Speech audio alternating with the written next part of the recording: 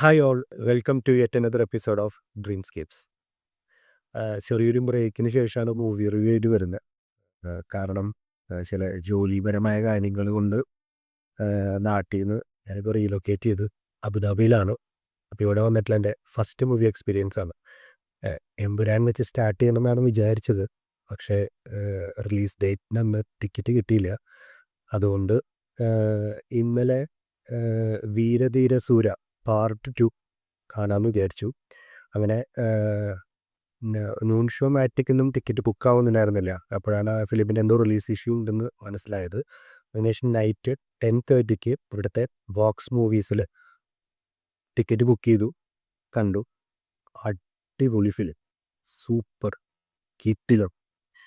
ഞാൻ വിക്രത്തിൻ്റെ ലാസ്റ്റ് കുറേ മൂവീസ് കണ്ടിട്ടുണ്ടെങ്കിലും അതിലൊന്നും എല്ലാം ഡിസപ്പോയിൻറ്റിങ് ആയിരുന്നു. അതായത് നമ്മൾ എപ്പോഴും വിക്രമിൻ്റെ ഏത് മൂവി ഇറങ്ങിയാലും നമ്മൾ അന്യൻ വെച്ച് കമ്പയർ ചെയ്യും. അന്യൻ ഞാൻ എൻ്റെ ഒരു 8th-ലോ 9th-ലോ പഠിക്കുമ്പോൾ കണ്ടതാണ്.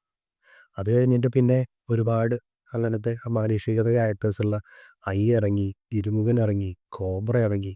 അതിൽ മഹാൻ കുഴപ്പമില്ലായിരുന്നു, അത്യാവശ്യം ഒരു ആവറേജ് ആയിരുന്നു.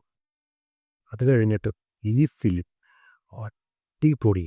ഞാൻ ഇത്രയും എക്സ്പെക്റ്റ് ചെയ്തില്ല. നല്ല തിയേറ്റർ എക്സ്പീരിയൻസ് ആയിരുന്നു ഫസ്റ്റ് ഓഫ് ഓൾ ബോക്സ് സിനിമാസിൽ.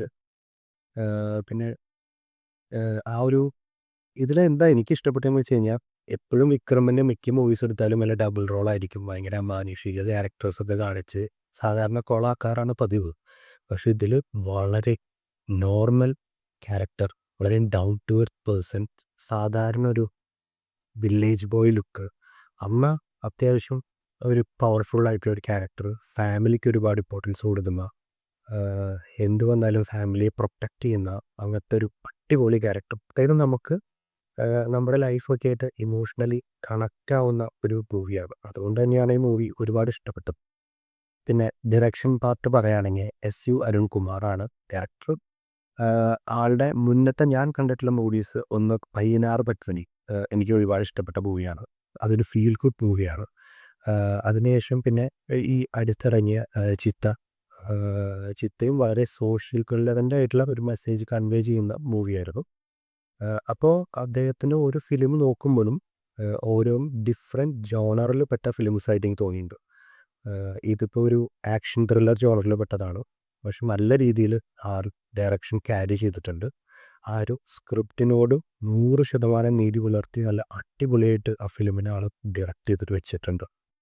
പിന്നെ പ്രൊഡ്യൂസർ ഇപ്പം നമ്മുടെ മലയാളത്തിൽ വെച്ചാണ് റിയ ഷിബു. ഞാൻ ലാസ്റ്റ് മലയാളത്തിൽ ഒരു ആ കുട്ടിയുടെ തന്നെ മുറ എന്ന് പറഞ്ഞിട്ടുള്ള ഫിലിം ആ കൊച്ചു പ്രൊഡ്യൂസ് ചെയ്തതാണ്. അപ്പോൾ നല്ല അത്യാവശ്യം അടിപൊളി ഫിലിമായിരുന്നു.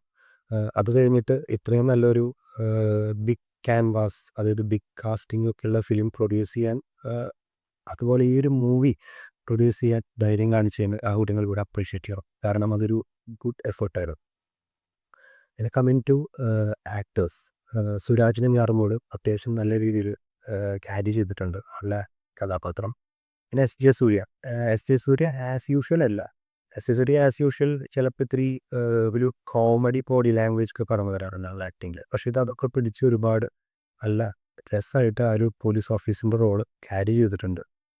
പിന്നെ അതുപോലെ മാലാ പാർവതി ഉണ്ട്. അങ്ങനെ പിന്നെ നമുക്ക് എല്ലാവരും favourite one and only Chiyaan Vikram അടിപൊളിയായിട്ടുണ്ട്. ആളുടെ ആ ഒരു അപ്പിയറൻസും ആ മുണ്ടൊക്കെ എടുക്കുന്ന ഒരു സ്റ്റൈലൊക്കെ നല്ല രസമായിട്ടുണ്ട്. പിന്നെ ആ ഒരു താടിയും ആ ഒരു നമുക്ക് ശരിക്കും തമിഴ്നാട്ടിലൊക്കെ പോകുമ്പോൾ ഇങ്ങനെ വണ്ടിയിൽ കുറേ സാധനങ്ങളൊക്കെ വെച്ച് ആൾക്കാരെയൊക്കെ ഇരുത്തി ഒരു വണ്ടിയിൽ തന്നെ നമുക്ക് തോന്നും ഇതെന്തൊരു ലോറിയാണോന്ന്. അങ്ങനത്തെയൊക്കെ നമുക്ക് കാറ്റാവുന്ന ഒരുപാട് സീക്വൻസ് ഉണ്ട്. വളരെ ഓർഡിനറി ഒരു ഫാമിലി മാൻ, അതൊക്കെ നല്ല രസമായിട്ട് കൊണ്ടുപോയിട്ടുണ്ട്.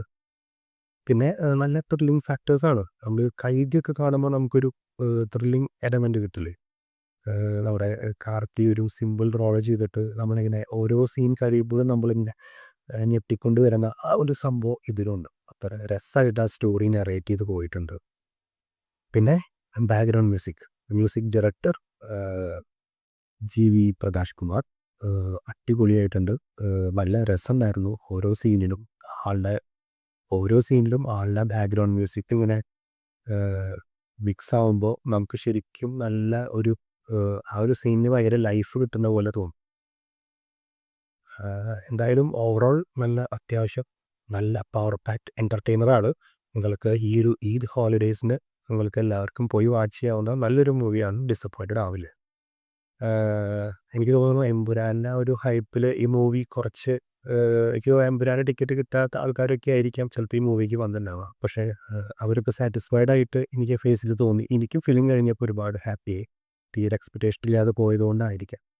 എന്തായാലും ഇന്ന് നൈറ്റാണ് എമ്പുരാൻ്റെ ടിക്കറ്റ് എടുത്തിരിക്കുന്നത്. അപ്പോൾ എമ്പുരാൻ കണ്ടു കഴിഞ്ഞിട്ട് അതിൻ്റെ മൂവി അപ്ഡേറ്റ്സ് വരാം. So it's this വീരധീര Soora part 2 is A definitely theatrical watch.